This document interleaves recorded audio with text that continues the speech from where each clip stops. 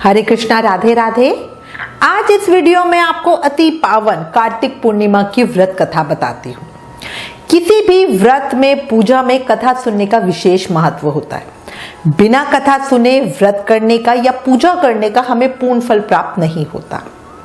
कार्तिक पूर्णिमा के व्रत का फल 10 यज्ञों के समान फल देने वाला माना गया है। इसलिए आप कार्तिक पूर्णिमा पर इस कथा को जरूर सुने। इस वीडियो में आपको कार्तिक पूर्णिमा की 2 पौराणिक कथा बताती हूँ। बहुत ही पावन कथा है, प्रेम से, मन से, भाव से सुने। पहली कथा हमें मिलती है जिसमें हमें पता चलता है कि कार्तिक पूर्णिमा को त्रिपुरी पूर्णिमा या देव दीपावली क्यों कहते हैं। कथा शुरू करते हैं। एक पौराणिक कथा के अनुसार तारकासुर नाम का एक राक्षस था। उसके 3 पुत्र थे, तारक्ष, कमलाक्ष और विद्युन्माली। भगवान शिव के बड़े पुत्र कार्तिकेय ने तारकासुर का वध किया। अपने पिता की हत्या की खबर सुनकर तीनों पुत्र बहुत दुखी हुए। तीनों ने मिलकर ब्रह्मा जी से वरदान मांगने के लिए घोर तपस्या की। ब्रह्मा जी तीनों की तपस्या से प्रसन्न हुए और बोले, मांगो, क्या वरदान मांगना चाहते हो। तीनों ने ब्रह्मा जी से अमर होने का वरदान मांगा, लेकिन ब्रह्मा जी ने उन्हें इसके अलावा कोई दूसरा वरदान मांगने को कहा, क्योंकि ये सर्वविदित है, जिसने जन्म लिया है उसकी मृत्यु होना आवश्यक है। तीनों ने मिलकर फिर सोचा और इस बार ब्रह्मा जी से 3 अलग अलग नगरों का निर्माण करवाने के लिए कहा, जिसमें बैठकर सारी पृथ्वी और आकाश घूमा जा सके। इसके बाद उन्होंने कहा, 1000 साल बाद जब हम मिले और हम तीनों के नगर मिलकर एक हो जाएं, और जो देवता तीनों नगरों को एक ही बाण से नष्ट करने की क्षमता रखता हो, वही हमारी मृत्यु का कारण हो।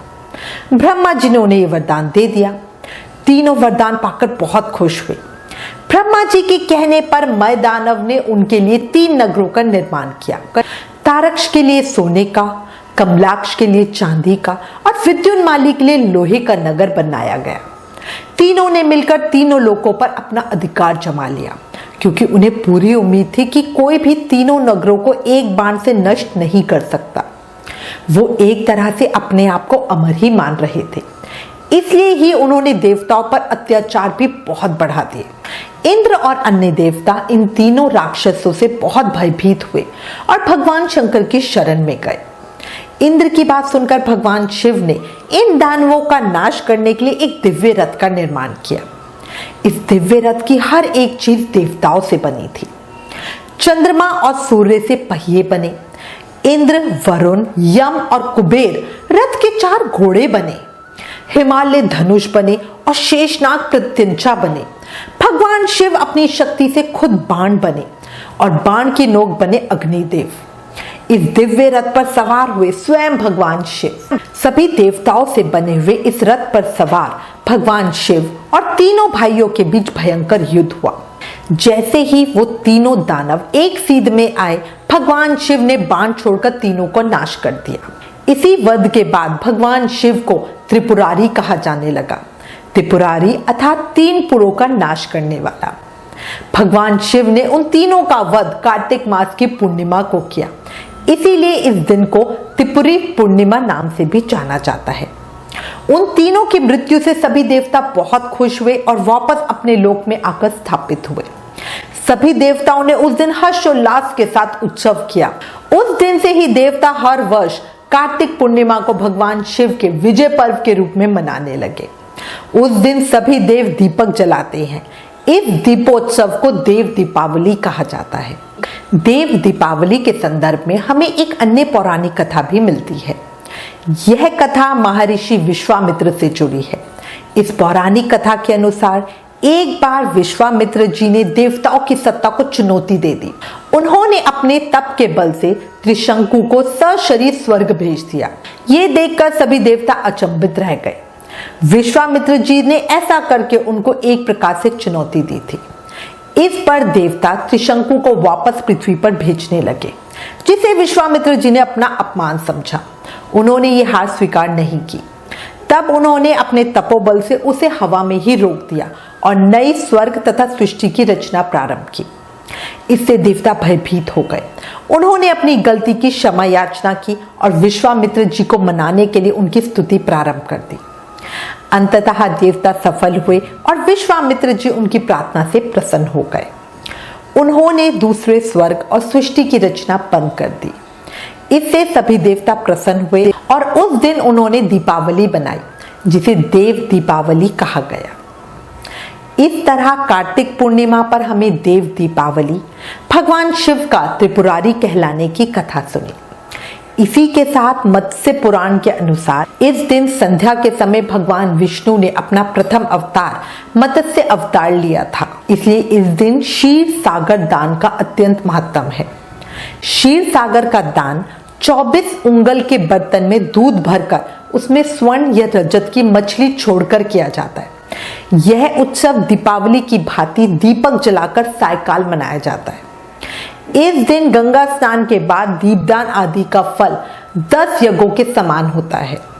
इस दिन ब्राह्मणों को विधिवत आदर भाव से निमंत्रित करके भोजन भी जरूर कराना चाहिए। कार्तिक पूर्णिमा पर गंगा स्नान का विशेष महत्व है। इसके पीछे भी हमें एक कथा का प्रसंग मिलता है। हुआ यूं, महाभारत का महायुद्ध समाप्त होने पर पांडव इस बात से बहुत दुखी थे कि युद्ध में उनके सगे संबंधियों की असमय मृत्यु हुई। उन सबकी आत्मा की शांति कैसे हो, यही चिंता पांडवों के लिए बहुत थी। पांडवों की चिंता को देखते हुए भगवान श्री कृष्ण ने पांडवों को पितरों की तृप्ति के उपाय बताए। इस उपाय में कार्तिक शुक्ल अष्टमी से लेकर कार्तिक पूर्णिमा तक की विधि शामिल थी। कार्तिक पूर्णिमा को पांडवों ने पितरों की आत्मा की तृप्ति के लिए गढ़ मुक्तेश्वर में तर्पण और दीपदान किया। उस समय से ही गढ़ मुक्तेश्वर में गंगा स्नान और पूजा की परंपरा चली आ रही है। इसी के साथ ये भी कथा मिलती है जिसके अनुसार इस दिन सोनपुर में गंगा गंडकी के संगम पर गज और ग्रह का युद्ध हुआ था। आपने सुनी होगी हाथी की और मगरमच्छ की जब लड़ाई हुई थी। भगवान विष्णु गजराज की रक्षा के लिए नंगे पैर ही दौड़े पड़े थे और ग्रह का संहार करके गजराज की जान बचाई थी। इसी के साथ एक और चीज याद रखना, तुलसी पूजा का भी इस दिन विशेष महत्व है। दरअसल कार्तिक मास की एकादशी के दिन तुलसी का भगवान विष्णु के शालग्राम रूप के साथ विवाह हुआ था। उसी के साथ कहा जाता है कि पूर्णिमा तिथि के दिन तुलसी का बैकुंठ धाम में आगमन हुआ था। इसलिए कार्तिक पूर्णिमा के दिन तुलसी पूजा का विशेष महत्व है। जब हम किसी को भेजते हैं तो विदाई देते हैं ना। इसी के साथ कई जगह यह भी कहा जाता है कि इसी दिन कार्तिक पूर्णिमा पर ही तुलसा जी वापस पृथ्वी पर भी आई थी। इस दिन श्रीहरि की पूजा में तुलसी अर्पित करना बहुत बहुत फलकारी होता है। ऐसी मान्यता है कि इस दिन घरों में तुलसी के पौधों के आगे दीपक जरूर प्रज्वलित करें, भगवान विष्णु की पूजा करें तो लक्ष्मी जी सदा आप पर प्रसन्न रहेंगी। यही हमारी कार्तिक पूर्णिमा व्रत कथा का विराम। ओम नमो नारायणाय नमः।